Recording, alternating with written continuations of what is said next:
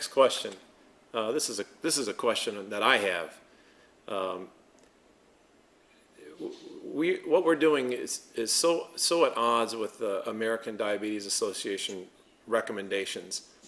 What are they basing their recommendations on? Where do these recommendations come from? There has to be some source for them. Well,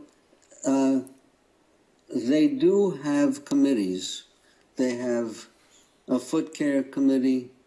They have a nutrition committee that are, I believe, appointed by the president and other big shots in the organization.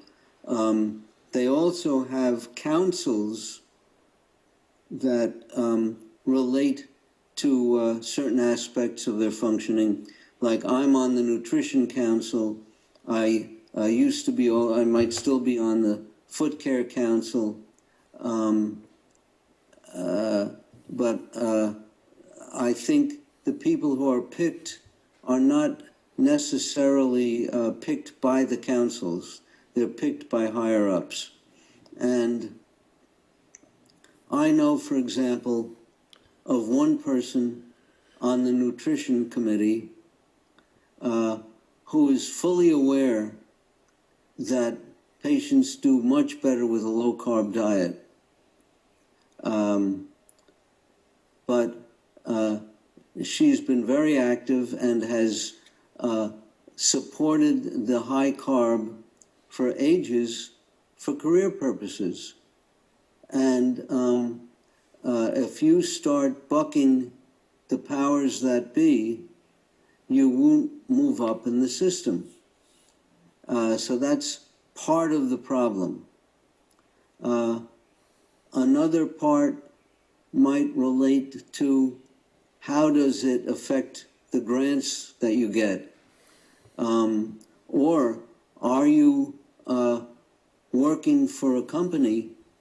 For example, I've seen situations where members of the Nutrition Council, I don't recall what the current member, they have to disclose their affiliations. I don't know offhand the current members, but I've looked at it. In the past, we've seen people working for cereal companies, working for bread companies, working for, large food companies that make a lot of high carbohydrate foods. So there's conflict of interest. I recently sent you a page from the current editorial in the current issue of Diabetes Care, the ADA's clinical journal, where the editor is boasting that in 2009,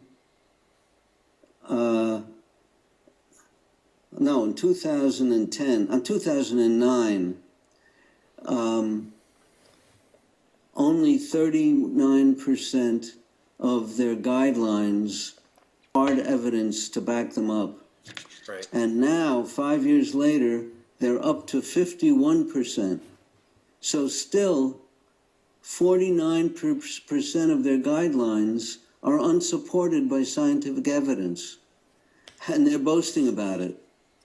And here you have these dietary guidelines that are unsupported by evidence.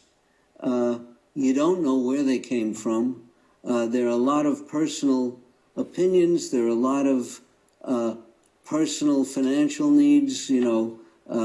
You better do what your company says. You'll get kicked out if you say that you shouldn't have carbohydrate and all they sell is carbohydrate, and so on and so forth.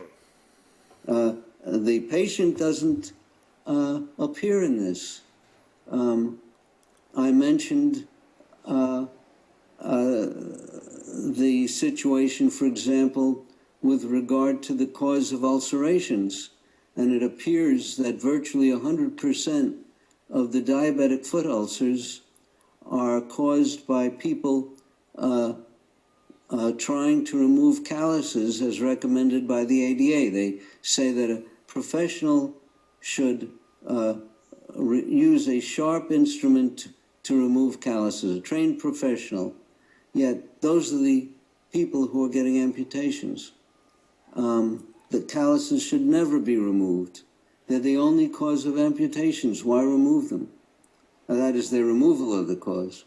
So we have these guidelines that make no sense, that frequently bring in money, and it's sad.